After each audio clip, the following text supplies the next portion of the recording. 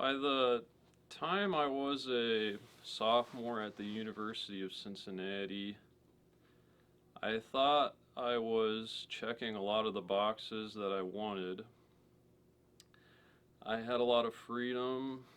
I was living on my own. I was studying something I loved, chemistry. I was in pre-med. And yet, throughout all of this, I was beginning to realize that I was really unhappy and alone. And as the weeks and months went by, I began to ask myself why. Why am I so alone? Who am I? What is the purpose of life? And as this kept going on, I kept thinking about answers for these questions. And I at first thought it was something external.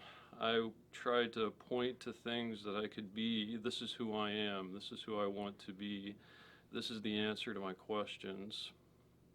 I thought about being a scientist, a chemist. I thought about being a physician. And after I graduated from college, I entered a graduate program at the University of Cincinnati studying physiology. I wanted to be a physician. And the more I tried to check all of these boxes, the more cutthroat things began to become.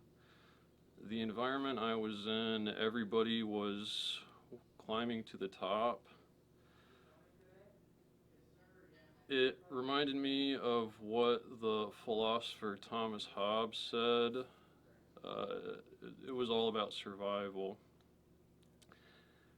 And it was at this point, I think, when things were at their worst, is when Christ was closest to me.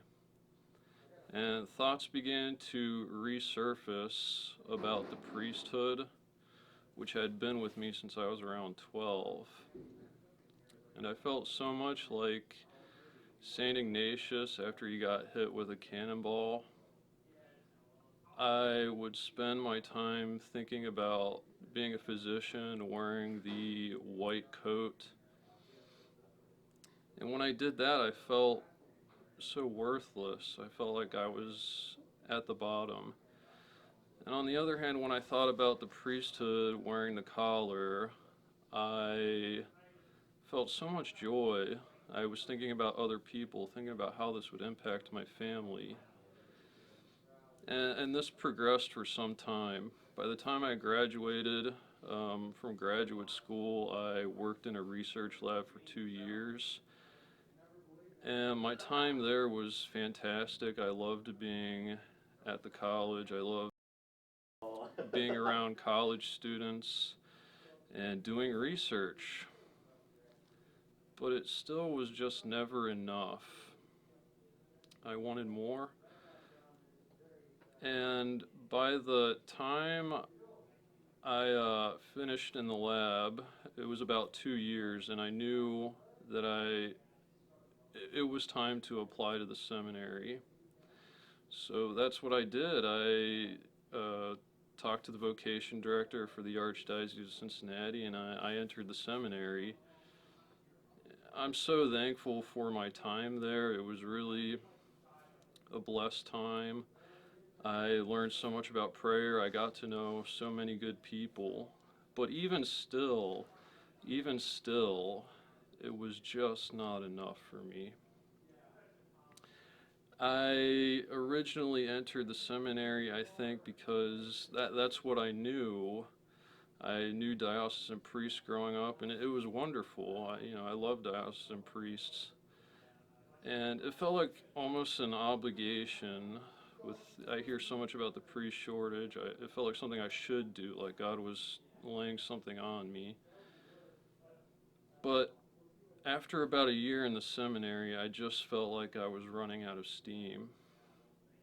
And I started to think about religious life. And I talked to a good priest friend of mine, and he told me that he thought the Jesuits would be a really good fit for me. He specifically said that the Jesuits would support my personal desires to teach and help people through learning at universities or at high schools. And that was extremely attractive to me, having my personal desires fulfilled, less than an obligation, more about my desires.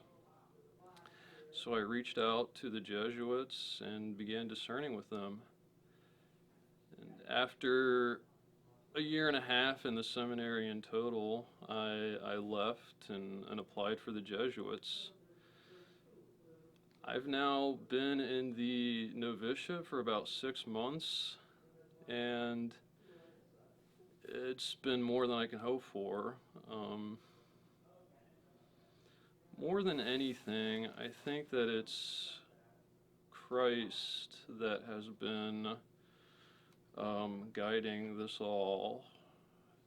Um, I feel my desires are being confirmed.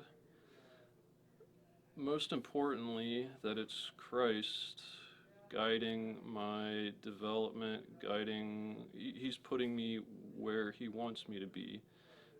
And this is, after all, the society of Jesus, and this is what we all want.